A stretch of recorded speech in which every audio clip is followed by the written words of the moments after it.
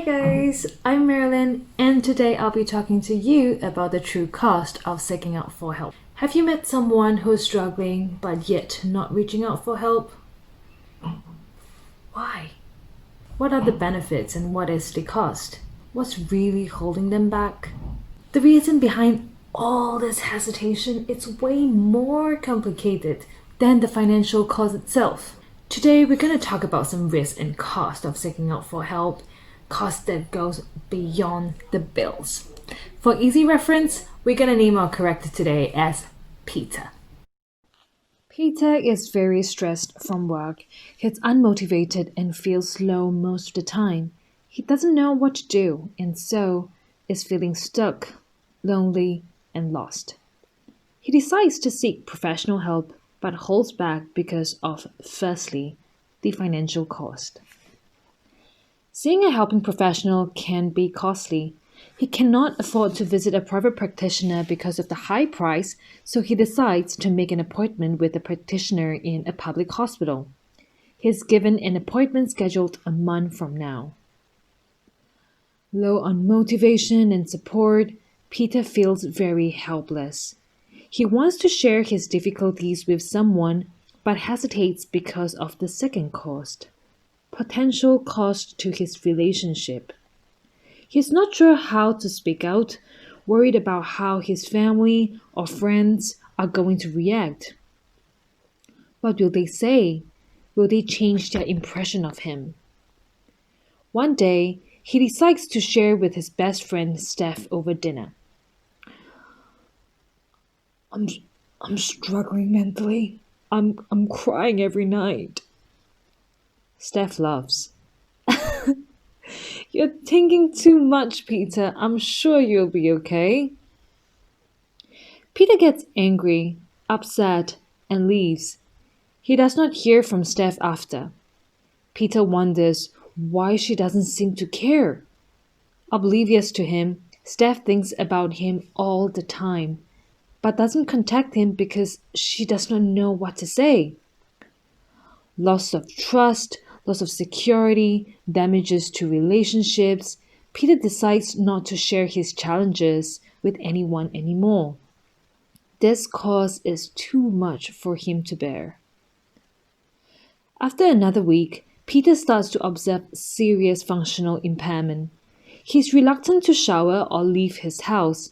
He decides to book a private consultation with a psychiatrist that week and hope that he can claim the medical expenses from his insurance company. Peter does not show up for his appointment. Now, it's because of the third cost, the risk of losing his insurance coverage and affecting his premiums. If he claims his mental health expenses against his insurance policy, will that leave a record and will that affect his insurance coverage and premiums in the future? Do you know that many insurance policies exclude psychological service? And if an individual is diagnosed with mental illness, they are very unlikely to be eligible for any medical insurance after. Why?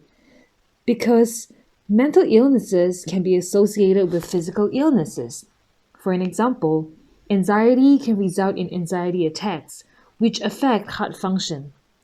A depressed individual might struggle with insomnia, resulting in digestive problems. Peter does not want to take the risk of losing his medical insurance. He is now considering the mental health service at his workplace, which is complimentary. However, he hesitates because of the fourth cost, the risk of losing his job.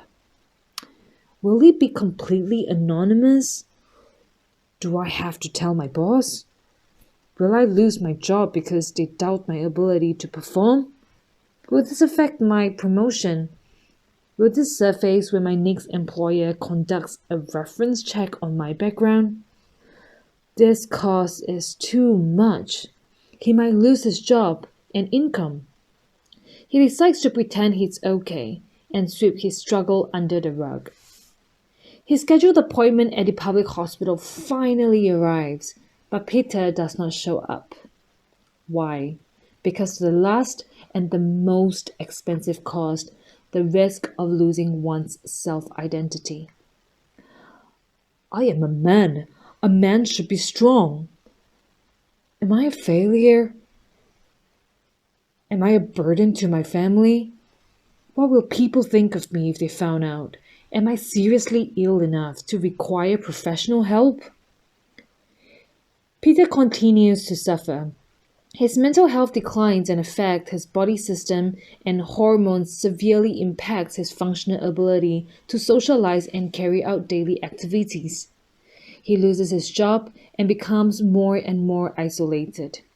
He slowly accepts his struggle as part of who he is and adopts a new identity. This vicious cycle can be broken and altered if mental wellness services are more accessible and affordable.